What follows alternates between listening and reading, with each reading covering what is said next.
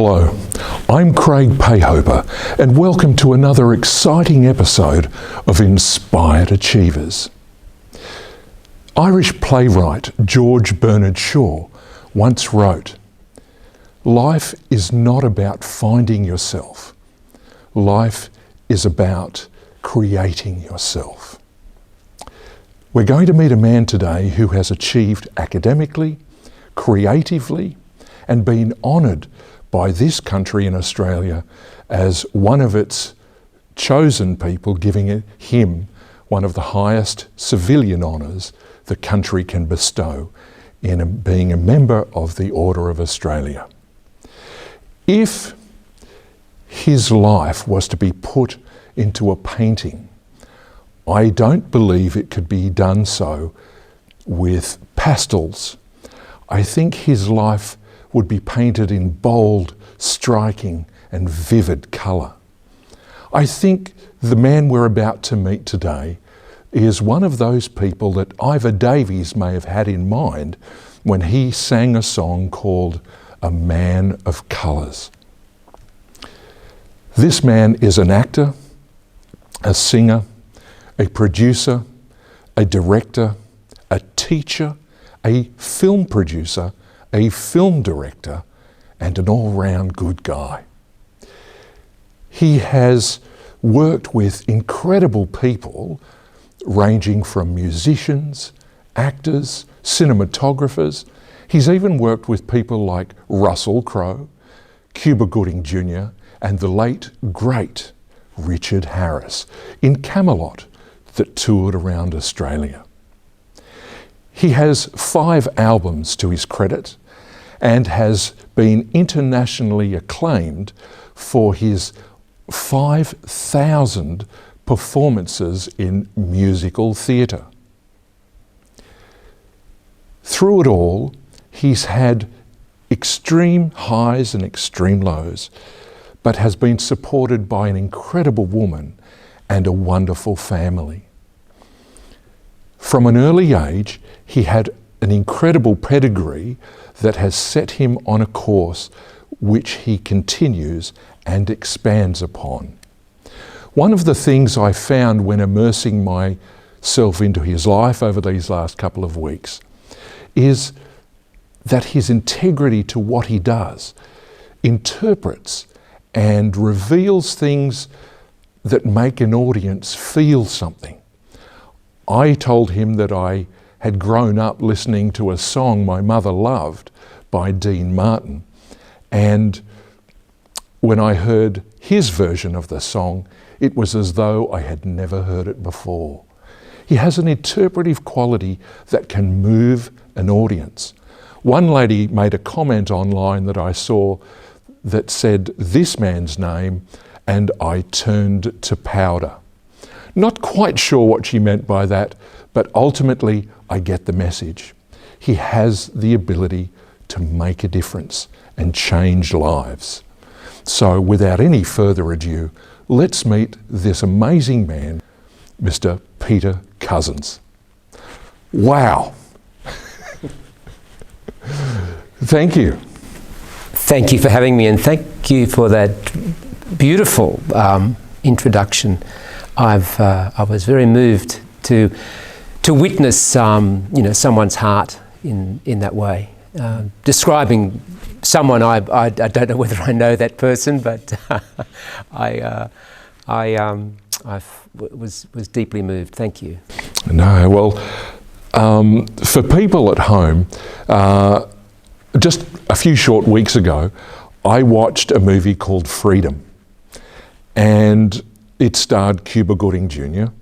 It was about the slave trade. And within the first few minutes, I found myself asking, what sort of film is this? When I heard and was moved by the vocals of Jubilant Sykes.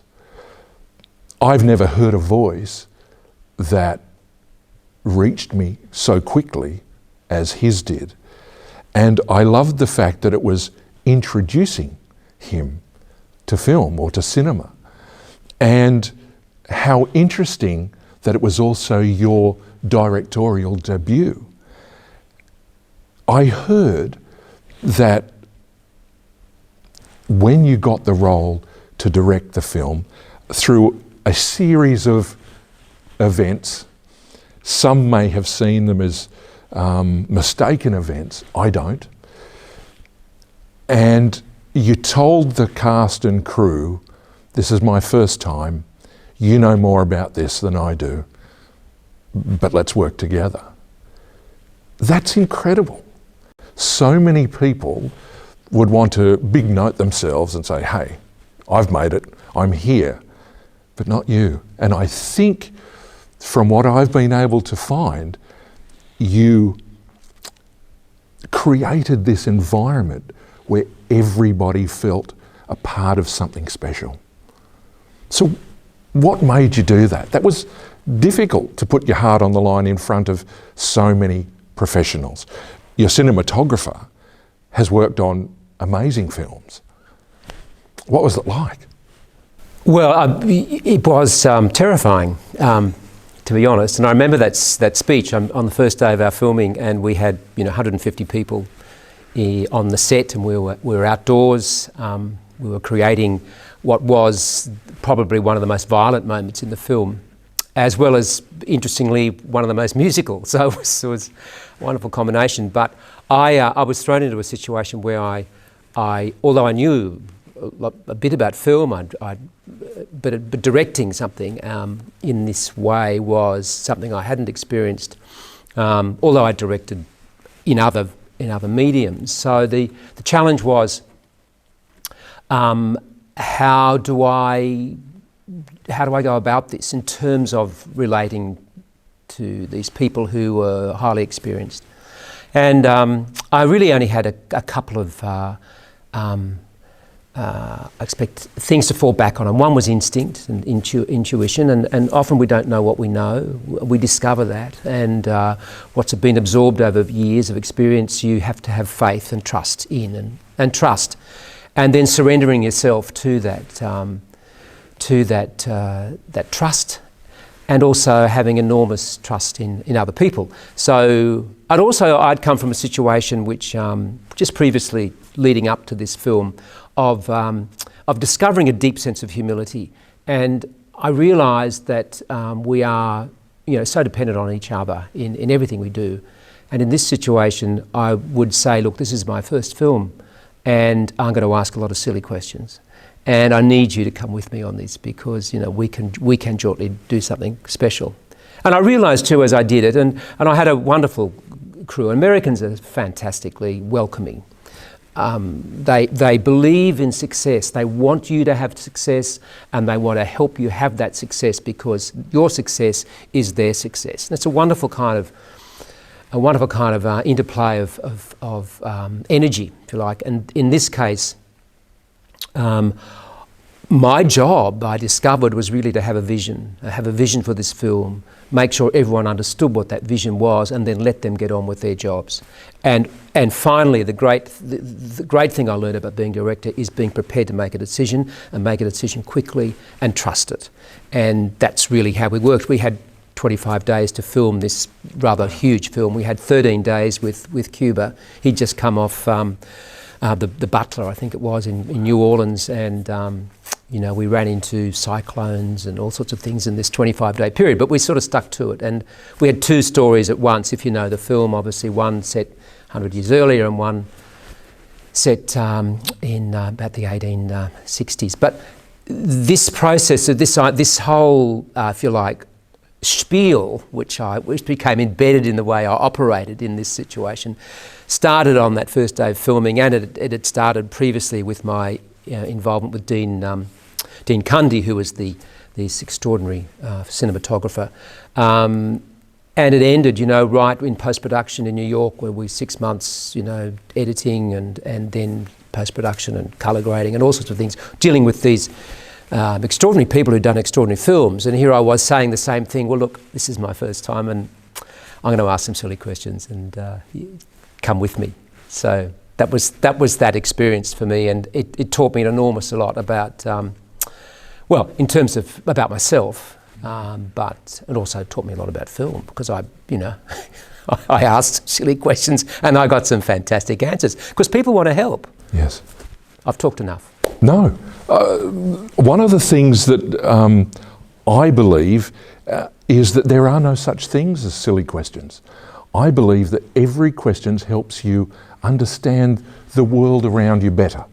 And I've often told people that who ask me questions about photography. And I just think every question may just help you, or in some cases, may help those with you. And, sorry. No. Well, just yes, it is. That's very much the case. And in this creative environment where I work, for large tracts of my life at the moment, it's a very creative world, and our mantra is there is never any right or wrong, and so therefore whatever question you might ask is shouldn't be judged in any way that it's being silly or wrong or right, but it's just there are often just better choices in what you do. Yeah. That's what we really kind of try and instill in the people we work with creatively. So you get Cuba Gooding Jr. He's an Academy Award winning actor. He rocks up fresh from The Butler, great film. What was he like? Extremely funny. He was enormously funny and a lot of fun to be with. He was also quite tricky in a way. In that he in the same. When you look at it from his point of view, he'd walked into a low budget East Coast film, independent film director who came from musicals. God knows what the Phantom of the Opera had anything to do with this. So he'd probably done a bit of due diligence and thought, okay, I'm doing this film, I've committed to it, but I don't know what it's going to, and who these people are. So that became a sort of an interesting kind of journey with us to and as I say, we had 13 days with him. But look, we met in LA, and we had dinner with one of my daughters and his wife at the time, and my wife, which was an hysterical night. And also in post-production in New York, he and I used to sort of have late night dinners and sort of bit of New York madness with in a big black car roaming around the streets of wonderful of the village. So it was an interesting time, and I enjoyed his company immensely. And he was a great help to me too. Especially in post-production. I really appreciated his input in the film.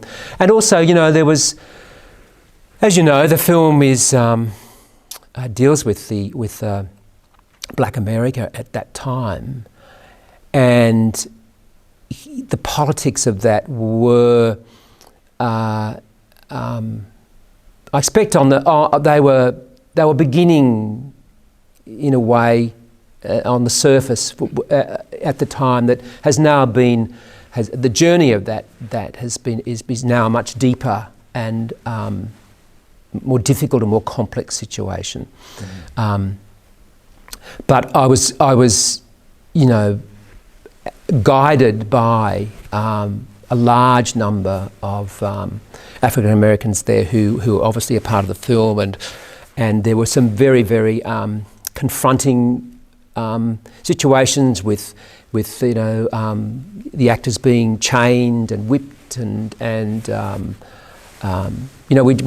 we worked in some protocols because there was a lot of female slaves, so we made sure that it was only other women who chained them. We tried to sort of keep the politics between us all very, very transparent and open, and we talked about a lot of that, and it was really fascinating. Without the activism of now, things are very complex now in America, and I don't think we could make this film there now. Yes, those issues that you mentioned certainly had crossed my mind.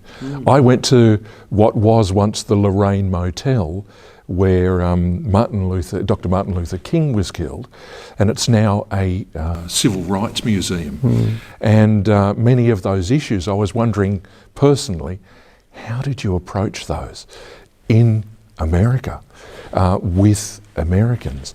It would have been a very sensitive subject, but the fact that you discussed it and have shared that with us is just wonderful.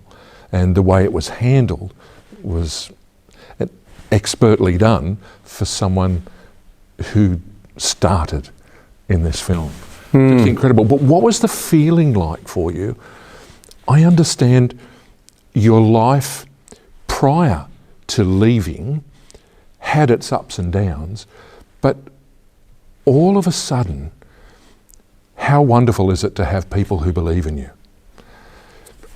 That must be amazing, to have people who believed in an idea, in a vision that you had, to put something like this together and back you.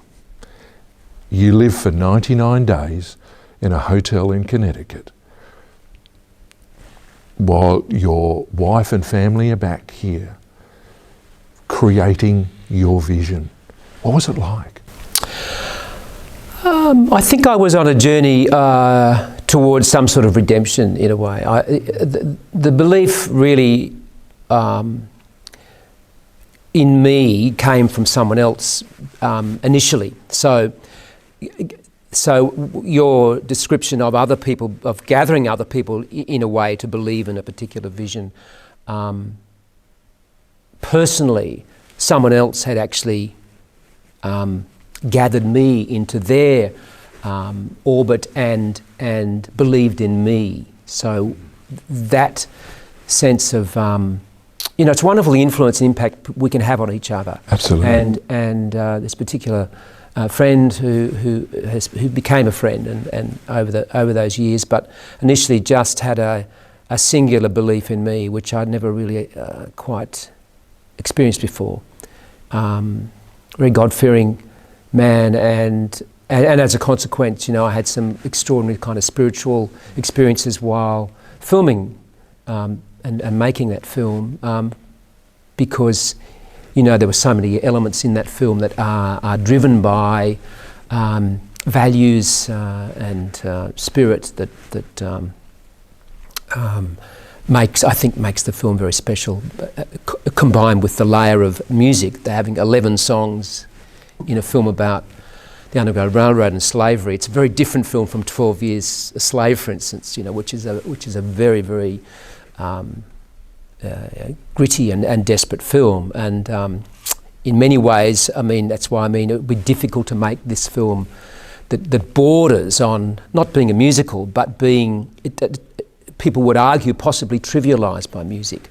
I think the reverse. I think music actually heightens anything and everything, and I certainly think it heightens the film. But it makes it sit in a different world and a different environment, creatively, which is fine. But and telling a very difficult story. So I would be surprised if there were no spiritual moments or moments that took you away from yourself to appreciate everything that you were a part of. I know the power of having someone who believes in you and backs you. Each of us walking through the world have weaknesses and difficulties that we often try to hide and overcome. But to be engaged in such a cause, it's impossible not to be affected by it. And for me, the other layer of the story about Newton, who wrote Amazing Grace, added a layer which was just simply wonderful. And as I said earlier, I was watching the film and I was thinking, is that it? It's over? I was riveted by it and became really disappointed that the film didn't achieve more acclaim or more commercial success, which I believe it really deserves. And I really was amazed by your journey. I even noticed in the credits you did some revisions of script. And so you were hands-on in it, on it, and through it. And so what a feeling it must be to sit back at where you are and think, wow, did I do that? There is that sense of immortality about it. And I use that in a bit of a trivial way, but something that remains solid, because I come from a world where everything disappears in a moment. You know, everything I perform just disappears into the ether, really. Theatre is like that, and you know, singing, and it's if it's not recorded on film, and I have, you know, don't have too much, as we were talking earlier about product on film, but I think this whole idea of you know, having 150 people waiting for you to, and they schooled me up in America. They said a director is the greatest job in the world. Never will you have 150 people absolutely and utterly committed and waiting upon your every word to then go into action, to go into a moment. And it is an incredible responsibility, but also an incredible high. It's an incredible feeling, and I think, but it is based on them believing in you and you gathering those forces to believe in what you're doing. And I think now, interestingly enough, that for me is what I am driven to do with the creative people around me, that I am obsessed about making sure they understand that people believe in them. You know, and I think that's the secret to releasing that creative spirit in a uninhibited and in a joyful way and in a confident way, that it is knowing that people believe in you. And that sort of influence, that sort of impact, I think, is extremely important. And I deal with, you know, I'm coaching and creating, you know, 17 and 18-year-old singer-songwriters here, and it is enormously gratifying in a way, but also there's a responsibility to unlock that. And I wish I'd had that very early on, although there were some major influences in my life that had those sorts of impacts on me, in fact, but but probably not in any conscious way. But this is a conscious desire to unlock their potential as creative artists, and that is I think the centerpiece of that is getting them to understand that other people believe in it, therefore you need to believe in yourself. Yes. Ultimately. That's incredible. I saw recently an interview with Tom Hanks, who was talking about what it's like to act in a lot of movies that he's done, produce, and also I think he's had some directorial experience as well. But he was saying that whenever he's involved in a project like a film, he walks away and analyses his character in relation to the characters he's played or the things that he's done. And he said he has become a better person introspectively because of those insights into others. I suspect it must be also the same or similar for you. To a certain extent, I think that sort of self-reflection and that analysis of you know, the human condition, which is very much a you know, you're going back to Stanislavski and the kind of the systems of creating character, and there is, I expect there is a bit of that, but you know, there's a lot of actors out there who are arseholes, you know. A lot of photographers too, for that matter. a lot of anyone. So maybe I don't know how that hangs together, but you know, that's a nice theory of Tom's. I think and I think we do say you know, internally in actor training and creative training and all this sort of stuff, that we hope that the kind of things we do explore, whether it's character or whether it's just the way people are or the way the world is, and we look at it from a particular perspective, that we are helping to influence particularly young people to be better people. And I think that's the self-reflection.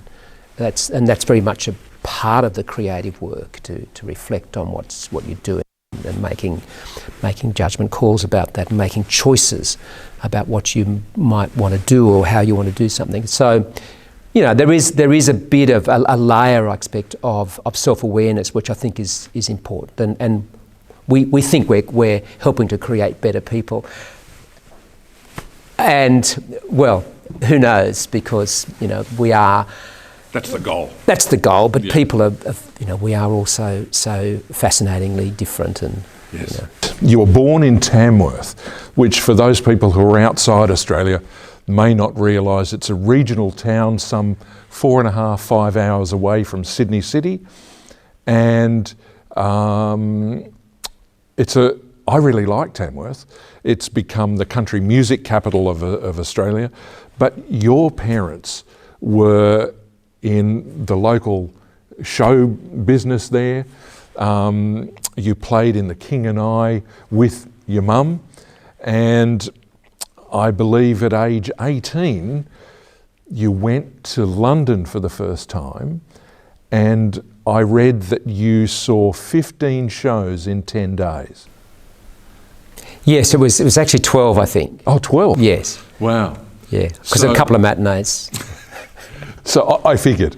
But I was trying to understand what that would have been like for a young man from Tamworth to be sitting there watching these productions. What went through your mind? Yes, look, as an 18-year-old in that environment, having left, and I was at school in Armidale, actually, a boarding school, and it was, and I actually had never seen a straight play.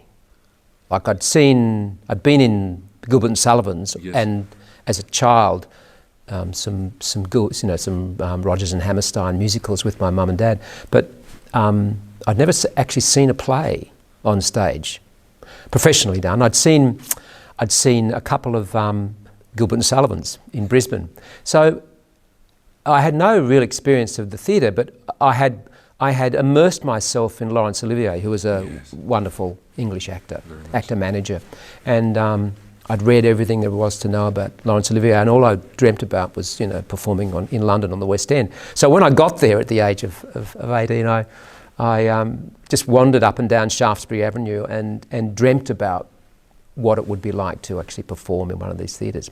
And I spent the rest of the time, going to the theatre, and I did see some wonderful plays, and some Gilbert and Sullivan, and a couple of musicals. In fact, I saw the musical Billy with Michael Crawford well before, things like.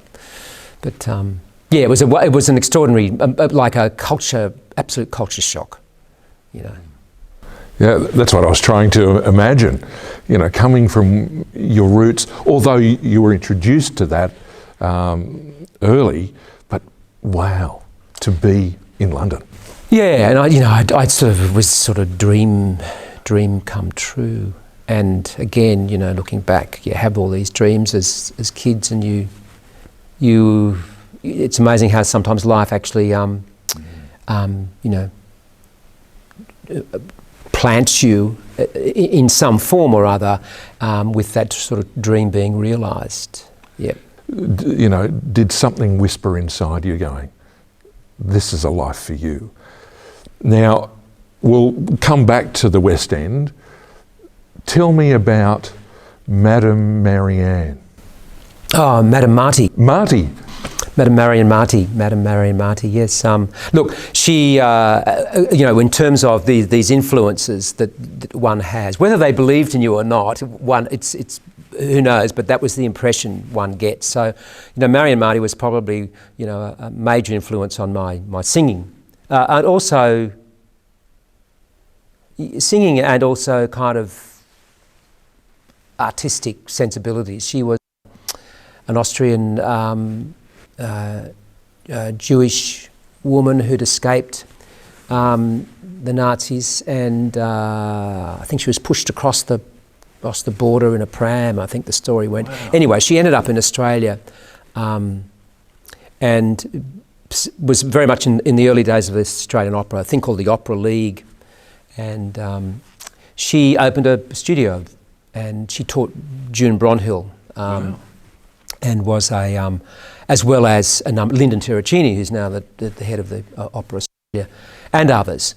And strangely enough, my brother-in-law happened to be June Bronhill's manager for a short period of time, and I got to know June quite well as a sort of schoolboy.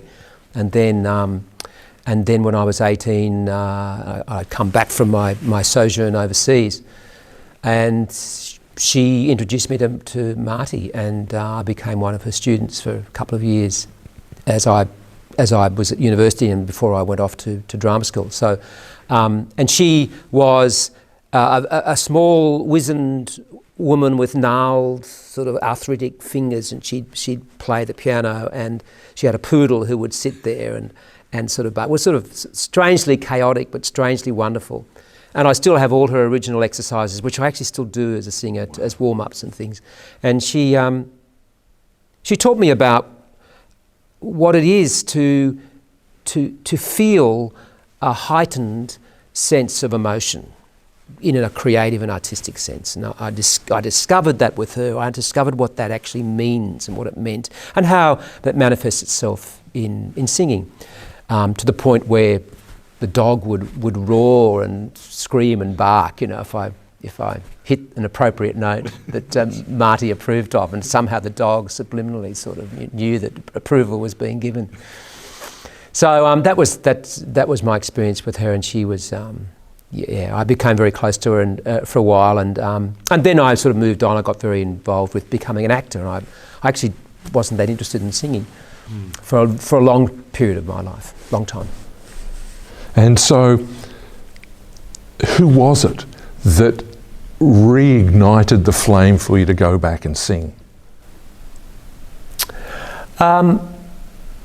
It's probably my wife, actually. We got married, and we'd both done a play called Nicholas Nickleby together for the Sydney Theatre Company, and then I was also doing Camelot at the time as well, and so I sort of nibbled around the edges of a musical, obviously with Camelot, and Richard Harris was another major influence on me because he was a wonderful actor, but also had this ability to sing in a way, not particularly well, kind of in terms of, you know, beauty of tone, but in terms of beauty of interpretation and heart and storytelling and narrative. He was a master, and he again, I expect again this sort of sense for someone believing in you, and I couldn't believe it, but he did actually believe in me. He said, you know, you could really, if you could really master this, you could go a long way. I remember him saying to him, and he took me, but you know, put his arm around him. He said, "Now, just go out there and basically do it like he did it," which was big and bold and heightened. And suddenly, all that stuff from Marty started to make sense because it was a big and bold theatrical experience. And story, obviously Camelot, and you know, I was playing the evil son, so I had the opportunities to do that. But that was the message from Harris: be big and bold and uncompromising and fearless. And I got the big and the bold. I don't know whether I got the fearless, because you know that's the hardest thing to get rid of. But but after all that, and my wife and I settled down, and we were doing a series called Return to Eden together on television, and I mean, she said to me, you know, and I'd sung at our wedding, and she said, I think, you know, we don't know what the work situation is going to be like in the future, and she said, I think you should just try and get back to singing, you know. And I had a few lessons before, but seriously, and she said, I've found this ad for this singer called Rita Hunter, and she's got a studio in Taramara. And I looked at it in the ad, and this is probably really politically incorrect, but I said, it's Rita Hunter, the name rings a bell. Is she the black one or the fat one? And I discovered, and I wrote a diary of a little journal of my first meeting with Rita, who I adored, and her husband, John Thomas, a Welshman, believe it or not, with a name like John Thomas. And I have written this journal about me being so aghast that I'd even had that, what I thought was a witty response to my wife. But anyway, I spent 3 or 4 years with Rita and John, and this was the period between, I expect, just before I entered into this musical theatre world seriously, and became a singer, so to speak. And I'd call myself a singer because Rita and John believed in me, and they again, put me on a road to where I am now, in a way, which is.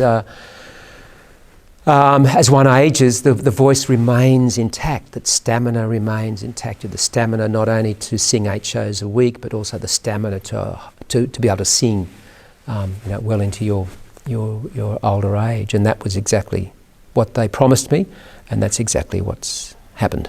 Wow.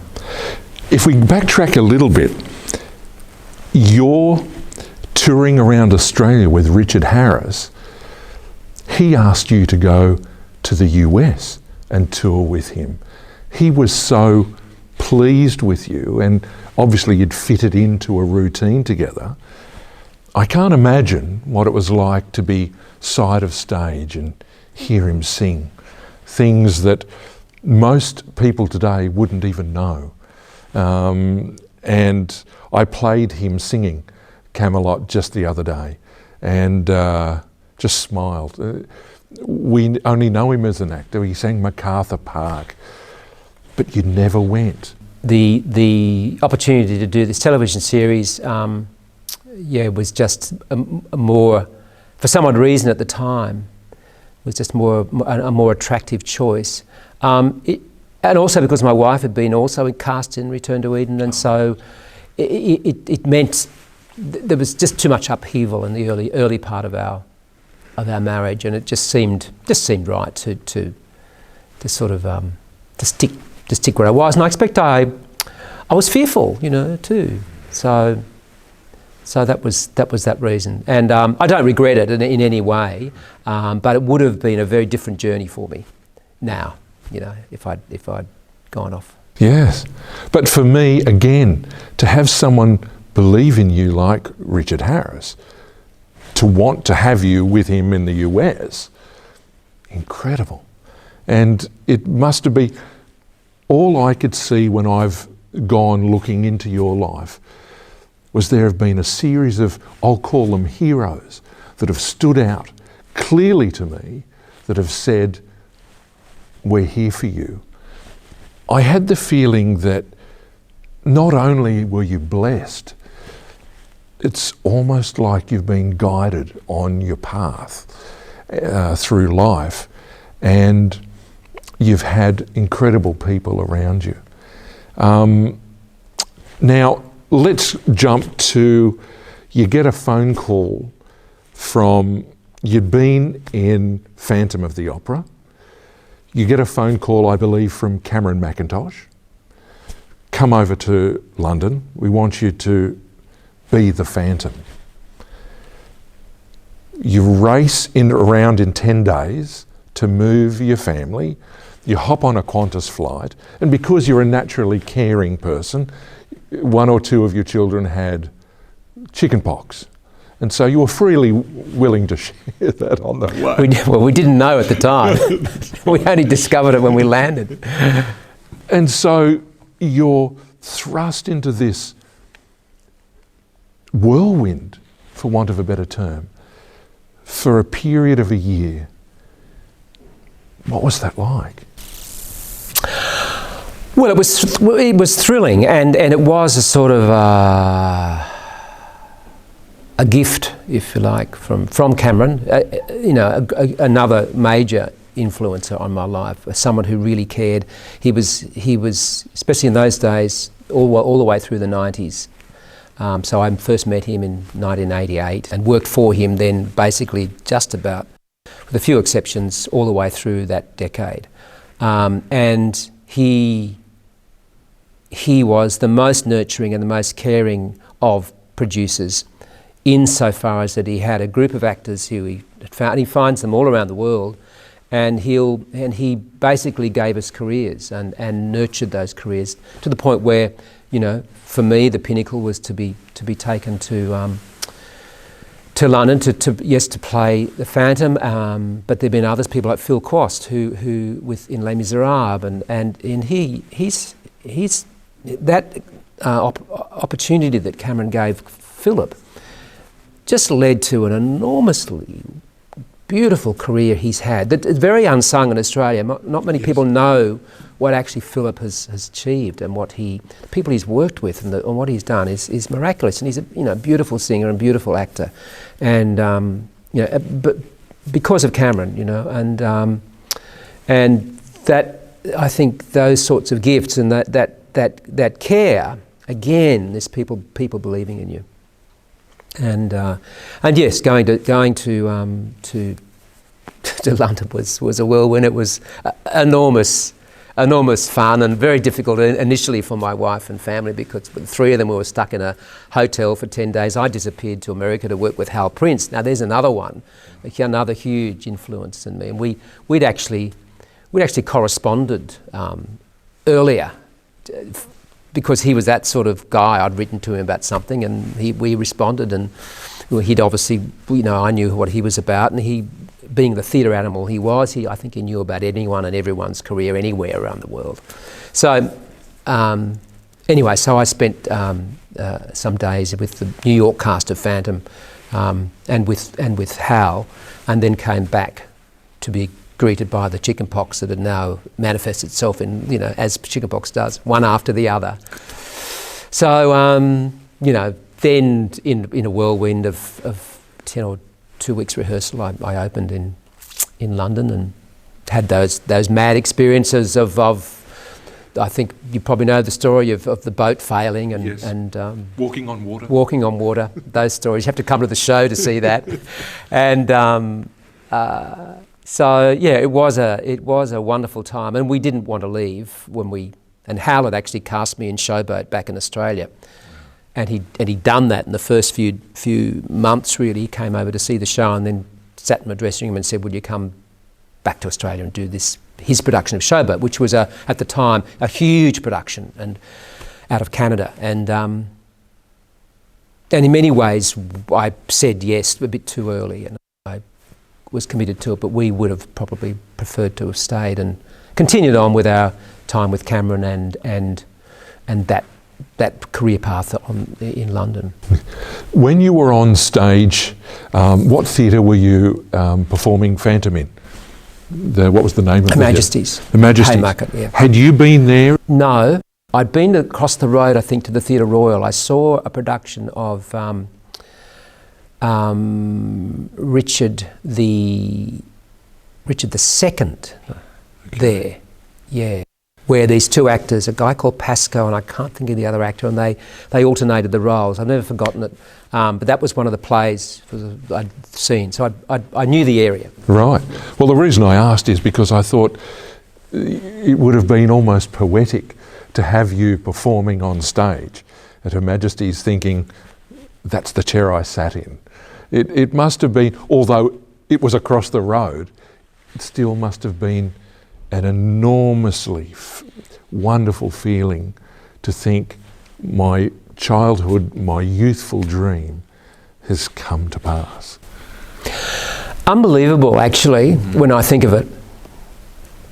And interestingly enough, we talk about dreams coming true, and people having dreams, and sometimes people are frightened of having big dreams. They call them smart dreams, crazy, mad, dreams that people would think were beyond, realisation. But that whole, if you like, device of the dream is very much a part of what we try and impress upon the creative people that I work with, mainly because having a big dream means you're going to go on a journey towards something, and you are going to meet, in trying to realise that dream, a whole lot of people who are going to take you on other little journeys, and take you this way and that way and move. And you may never actually experience that dream, that huge dream, but boy, that journey will be so amazingly gratifying and fascinating and learning, and you'll discover, of course, that the dream actually exists within.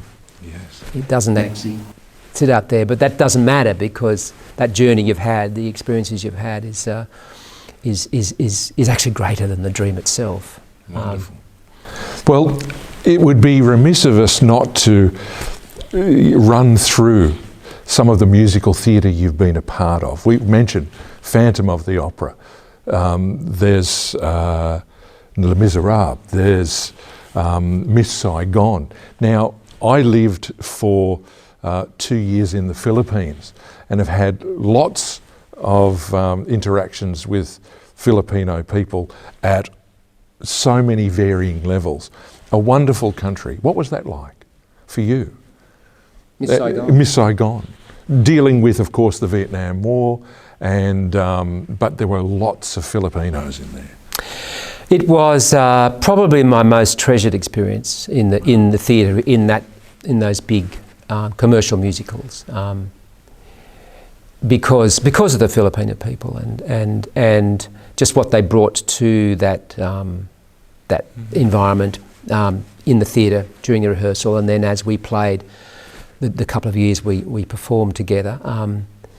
They were enormously spiritual, very Catholic, very Christian people, and there was always a prayer before we went on, and also they were in many ways living the story, this whole idea of the American dream and finding another life from the appalling conditions of the Vietnam War.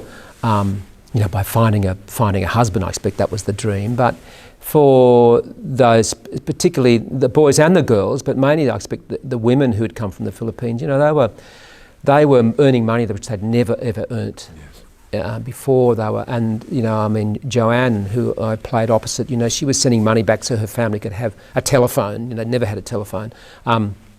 So there was that sort of sense of surviving in a different way because of their experience in the musical, and which meant that and this is another thing I discovered, the actual doing of that musical, the actual performing of it, beyond the making of it, but the actual doing of it, the performing of it became extremely meaningful because of those layers of life that was sitting underneath it. Here I was a middle-class guy and living in a comfortable place in Sydney, but I felt I was very much a part of this extraordinary journey these people were on, that I was more than vicariously sharing, but actually helping to happen, to make it happen with them. And that was enormously kind of, I treasure that time. And I think it taught me a little bit about that happiness, if you like, and that happiness isn't the word, but true's kind of satisfaction, I expect you can say, comes from being able to find meaning and purpose in what you're doing. Yes. And that is the thing for me. If you want to describe it as being happy, leisure doesn't do it for me. Listening to music doesn't do it for me. What does it for me is finding something purposeful and meaningful. To enact in some way. Well, when I lived in the Philippines, I got to mingle with people who lived in nipa huts, which were made of bamboo. And depending on the money that they had, which was scant at best, the gaps in the bamboo flooring were wider. And I have always been a little larger than the average Filipino. And so I was many times invited into places I was worried I'd fall through their floor. But I went into one house, which I think sums up the meaning and the purpose that we're talking about. And on the wall there was pictures of people I assumed were her children, which had all graduated from university. And I said, tell me about the photos on the wall. I love photos in houses. I'm often found staring at them, trying to absorb something of their history and their place. And she said, the names I don't remember, but what I do recall is that each one of them had been paid through university and were living overseas. They were doctors, nurses, lawyers. And I said, I don't mean to be rude, but how did you afford that? This was in the 80s, some many years before Australia got behind recycling. She said, I told the council to dump the rubbish in my yard. So whenever they collected rubbish, they dumped it in her yard. Her and her husband would go through, sort the rubbish, sell what they could, and jettison the rest. That's how they put their kids through. And you'd have to, like, I was there trying to fight the tears thinking, wow, these are sacrifices that I didn't hear a lot of in this country I was raised in. And I developed a great love for people who, in spite of their economic situation, seemed happier than many of the people that I knew here. And I developed a lot about myself there, thinking there's a lot more to life than I had thought. My father passed away when I was 14, and I was a well-balanced child. I grew up with chips on both shoulders, and here I was in a country with people who had much less than I did. I would try and tell them, I'm not rich, and they said, but you're here, we can't go there. It's hard to argue with that. And I think, looking at your life, it's just so wonderful. So if we go away from the musicals for a moment and all of that, you've become an ambassador for White Ribbon. And for those people who aren't aware, this is a program with an aim to stop men's violence against women. I have a sister who I paused thinking, am I revealing too much too soon, who has been the victim of some of this violence. And it's a very real, palpable thing for me that stood out when I learned about you. What drew you to that? When I was in Melbourne doing Les Miserables, we'd already had one daughter, and we had a second daughter. It was born just prior to the opening night in Melbourne at the Princess, and we were living in Hawthorn at the time, and there was a series of sort of major rapes and violence and going on at Melbourne at the time, and I just sort of had a bit of an epiphany, and I thought, oh, you know, I've got two daughters, and I started to read various feminist tracts, I expect, although written by, one I sort of got attracted to was written by an American actor called Refusing to Be a Man, which was, it sounds a bit naff, but it really was about trying to reflect on what it is in men's nature that maybe causes this violence, and how we can maybe look at and reflect on what men do. Now, this is really early days of although it was the late 80s, I joined a group called Men Against Sexual Assault, a very small little kind of activist group in Melbourne, and they had a demonstration, and I went along and dragged a few of my mates from Les Mis to it, and we sort of got enamoured with what obviously was being said, that men need to take responsibility for each other in this, and to try and I expect re-look at the way we behave with women in a very everyday, superficial way.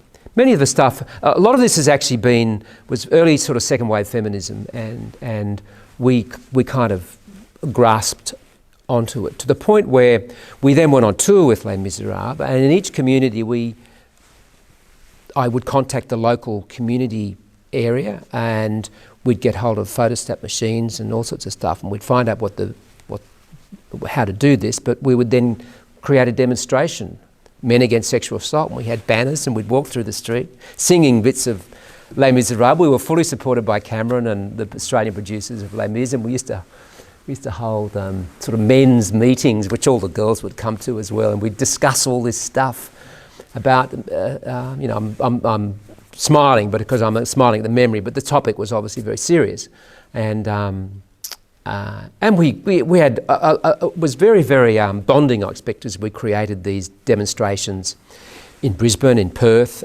We had a sort of a town hall meeting in Adelaide, and I can't remember whether we did it in Auckland, because we toured to Auckland as well. But that then led me into this as an activist, I expect. I felt again that and I'd become a bit of a public figure. People would, come and talk to you about stuff and get interviewed on television. So I thought I might as well kind of channel that into something purposeful.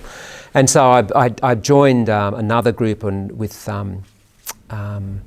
Rosemary Sinclair, who was organising this child protection. NAPCAN, the National Association for the Prevention of Child Abuse and Neglect. So I was associated with them, and I became their ambassador, and I used to have this opening or sort of launch each year the various theme for NAPCAN, and I'd give the sort of speech. And that went on for some years, and I then sort of morphed into I went away overseas for a while, then I came back, and the White Ribbon Campaign was sort of beginning, and I got involved with that organisation for a while. I've now sort of focused my attention on human trafficking as a result of the Freedom film. So, and it's connected obviously, because we're dealing with women who are mostly women who are caught up in some sort of abusive situation, deprivation of liberty, etc. in Sydney, in Australia. Right. So that's the focus of that, with organisation called Freedom Hub, of which I'm a patron. So that's where my head is at the moment in terms of any activism that I might be involved in. But it's a very, very complex cause, if you like, and run by a beautiful woman called Sally Irwin, who has sort of been just the bastion of this movement in Australia. So, we mentioned earlier that you had worked with Russell Crowe, Cuba Gooding Jr., Richard Harris. Who else have you worked with? Well, one of the highlights of my life was as a NIDA student was to be sent off to the ballets and the operas that were on in Sydney to be a supernumerary. So we'd stand on the stage dressed in period costume and sell fish or whatever. And the first highlight was for me was joining the Australian Ballet as a supernumerary, and there in the dressing room was Graham Murphy and Janet Vernon, who were these subversive, in the ensemble or the chorus or the corps, I think they call them, who are desperate to leave the sort of the rigours and the discipline, the conservatism of the Australian opera and create their own, dance company. And they were outrageous on stage. They were such beautiful dancers, but also very naughty. And Graham used to have us all in hysterics as we were on the side of the stage watching and waiting to see what he was going to get up to. Anyway, they left, but that was started a lifelong friendship with Graham. And the other one I was sent to was the old Regent Theatre here in Sydney before it was pulled down, and it was we were in the dungeons of this. It was like this weird wet, mouldy dungeon where we changed again into tights and cod pieces and whatever, because we were on stage with the London Festival Ballet's production of Romeo and Juliet by Prokofiev, starring Rudolf Nureyev. No. So there we were, just this far away from this extraordinary dancer. And it was a huge highlight. But the great thing was he didn't want to bar any of us, but there were many of these crossover scenes in the darkness where we'd have to come running on as directed, to take up our positions as whatever. And all you'd get from this voice coming through the middle of us going, "Fuck off, fuck off, fuck off," as he burst his way trying to get off stage. But he was again one of those extraordinary people who, just in observation, a master of his craft. Yeah. Beautiful. Yeah.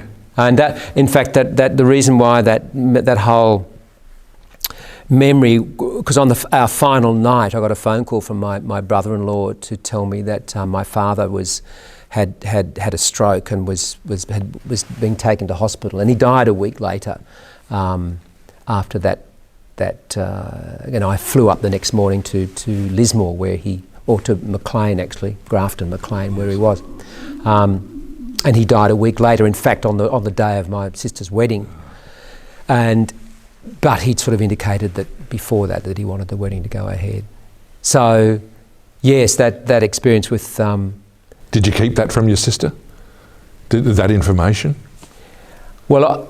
None of us knew that he died on the morning of the wedding, because I rang from Sydney just before we went off it was a daytime wedding, and just to check that he was okay, because no one knew what the outcome, especially in those days. Strokes were handled, I think, probably without any of the extraordinary technology we have now. And he was okay, but what I didn't know is my mother had rung an hour later, and because she was also in Sydney, and he died while she was on the phone, and she didn't say anything to anyone until after the wedding. Yeah. Well, that was a blessing. It was a blessing, but it was an extraordinary kind of example of the other major influence, in all our lives is our mothers, for better or for worse. But for my mother, her extraordinary courage, and what then she achieved in the next 30 odd years of her life was an inspiration, amazing. If we were to bring all of this to a close, if there was someone watching the video impressed with your life, inspired by it, what advice could you share with them that might help them put their dreams into some sort of focus or reality? I think for me it's been signposted, if you like. My life has been there have been various signposts that have been planted there by people, by personalities, by the energy of someone, as I said, about this someone to believe in you. And along that journey I've learnt a lot, I've experienced a lot, and I've acquired a set of values and a view of the world and relationships and all that sorts of things. And there are many things that I believe to be right and true and honourable and effective in my relationships with people. So I think there comes a point in your life where you have to decide how you are going to influence the world. And I think all of us. It's not a people sort of say, I'm really honoured to do this, or it's a great pleasure to do something for you. But it's not that. It's a duty. We have a duty to give to each other. To share your knowledge. Now, whether people accept it or or that's fine. It's their choice, and no one wants to try and force anything onto anyone else. But you do have a duty, I think, to share your experience of the world, because it is just as legitimate and just as beautiful and just as potentially impactful as anything else. And we all, whether it's in our families, in the microcosm of our small worlds, the way fathers particularly can influence in such a positive way. And we hear such violence and bad, men do get bad press, but it is a tiny number, because I know that men generally are wonderful human beings, and we have a role to play that's actually very defined, and it can be messed around by politics and particularly attitudes and fads and the way people identify each other. But basically, in my mind, men have a really important function to play in the lives of their children, the lives of women, and the lives of each other, and we have a duty to kind of to pass that on. Well, I loved you sharing that insight, and I think for me, I lost lots of weddings as a photographer when COVID was announced, and I saw so much money just evaporate from cancellations. I sat there and thought, I need to reinvent myself. I need to do something more. And I think if I was to look at your life, for me, it is an example of reinventing yourself, of finding new ways and making something more. So thank you for all that you've done and that you continue to do. So on a closing question, let me ask you this. Where to from here? What are you involved with now? Well, I've just completed a master's in creative writing, and so writing is something which I'm sort of pushing on towards. I'm also fascinated by academia, so I'm interested in that part of the world.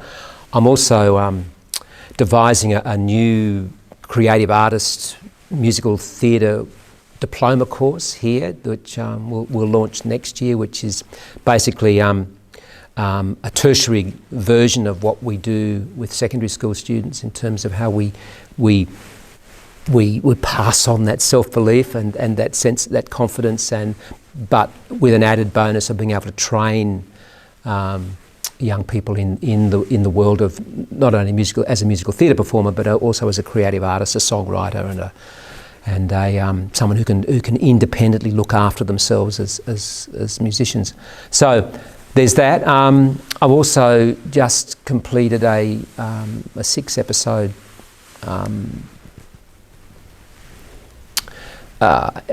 streamed version for television of the Daniel Morecambe abduction in Queensland, and so that's down the pipeline hopefully, yeah, I've got a little cabaret show I'm doing a couple of weeks. I'm very, very busy in that way. And where's the cabaret show playing at?